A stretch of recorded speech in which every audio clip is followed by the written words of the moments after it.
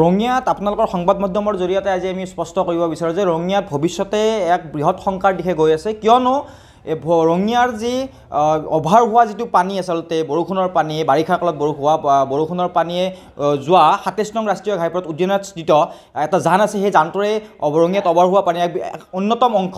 সেইডোখৰ ঠাইৰে পানী তীব্ৰ গতিবেগ দেখিবলৈ পোৱা গৈছিল বাৰিষাৰ সময়ছোৱাত। আৰু তেনে ক্ষেত্ৰত পৰিলক্ষিত হৈছে যে এইবেলি তাতে বহিৰাগত তাতে এখন দেৱাল দিয়া পৰিলক্ষিত হৈছে কোম্পানীৰ নামত। আৰু এই দেৱালখনৰ নামত কোনে কেনেধৰণৰ সহযোগ কৰিছে আমি নাজানো, কিন্তু আমি ঊৰ্ধ্বতম কৰ্তৃপক্ষক এই বিষয়ে আমি অৱগত কৰাব বিচাৰোঁ যে আমি ভৱিষ্যতে ৰঙিয়াৰ লগতে বিভিন্ন অঞ্চলে এই ক্ষেত্ৰত পানীত ডুব যাব। আৰু তেতিয়া আপোনালোকে যদি প্ৰশ্ন কৰে যে আমি বানপানী হয় আমি কেনেধৰণে ইয়াৰ সমস্যাৰ সমাধান উলিয়াম, তেতিয়া সেই প্ৰশ্নটোক উত্তৰ বিচাৰিলে নহ'ব।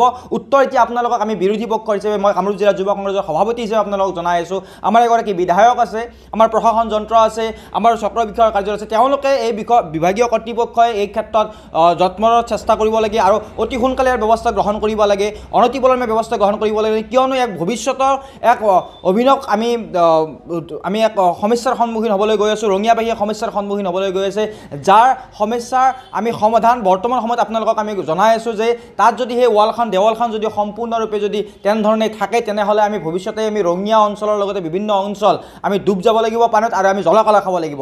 এই বিভাগীয় কৰ্তৃপক্ষই এই বিষয়ে ব্যৱস্থা গ্ৰহণ কৰক, নতুবা আমি এই ক্ষেত্ৰত আমি ব্যৱস্থা গ্ৰহণ কৰিবলৈ আমি বাধ্য হ'ম। এইটো খুবেই অবিবেচকী কাণ্ড হৈছে, আৰু এইটোৰ ফলত এটা ৰঙিয়াৰ বৃহত্তৰ অঞ্চলৰ বিৰাট ক্ষতি হ'ব। একে বানপানী নিৰ্বাকত মানুহ বাচি থকাটোই কঠিন হৈ পৰিব। উদিয়ানা, তাৰপিছত কেকুৱাহাটী, ভাটকুচি, গুৰগুচি, আমাৰ জামতলা ইত্যাদিবোৰ গোটেই জেগাৰ বৃহৎ এটা অঞ্চলৰ পানী এইফালেদি বৈ যায়, আৰু তাত অবষ্ট্ৰাকশ্যন দিয়া মানে বাধা দিয়া মানে গতিকে এই অঞ্চলৰ খেতি বাতি ঘৰ দুৱাৰ চব ক্ষতিগ্ৰস্ত হ'ব। গতিকে মই আচৰিত হৈছোঁ যে আমাৰ ৰাজ্য চৰকাৰ থাকোঁতেই, প্ৰশাসন থাকোঁতেই এনেধৰণৰ ব্যৱস্থা কেনেকৈ হ'ব পাৰে। কাৰণ যিবিলাক স্বাভাৱিক ৰাস্তা পানী যোৱা, যিবিলাক আউটলেট আছে, এইবিলাক বন্ধ কৰাৰ কাৰো অধিকাৰ নাই। তেওঁ লাগিলে ডাঙৰ ব্যৱসায়ী হওক বা কোটিপতিয়ে হওক। গতিকে সাধাৰণ ৰাইজৰ স্বাৰ্থত আজি মাধমাৰ দি তেওঁলোকে এনেভাৱে যদি প্ৰতিবন্ধকতাৰ সৃষ্টি কৰে পানী যোৱা ৰাস্তাত, সাংঘাতিক বিপদ হ'ব।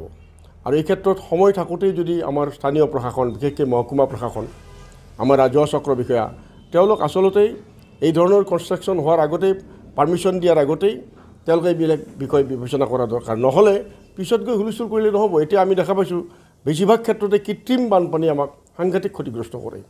গতিকে এজাক বৰষুণ দিলেই আমাৰ ৰঙিয়াৰ বহু ঠাইত মানুহ ওলাব নোৱাৰা হয়। গতিকে এই পৰিস্থিতিত আজি নেশ্যনেল হাইৱেৰ বিভিন্ন যি আপোনাৰ এনেকুৱা নেচাৰেল আউটলেট আছে, স্বাভাৱিক যিবিলাক পানী গমন কৰাৰ কাৰণে যিবিলাক ৰাস্তা আছে, কালভাৰ্ট আছে, তাতে প্ৰায় 5টা কালভাৰ্ট আছে। এটা এটাকৈ চববিলাকে বন্ধ হৈ যাব, আৰু বন্ধ হৈ গ'লে কি হ'ব, উত্তৰ পাৰৰ গোটেইখিনি মানুহ বিৰাট বিপদত পৰিব।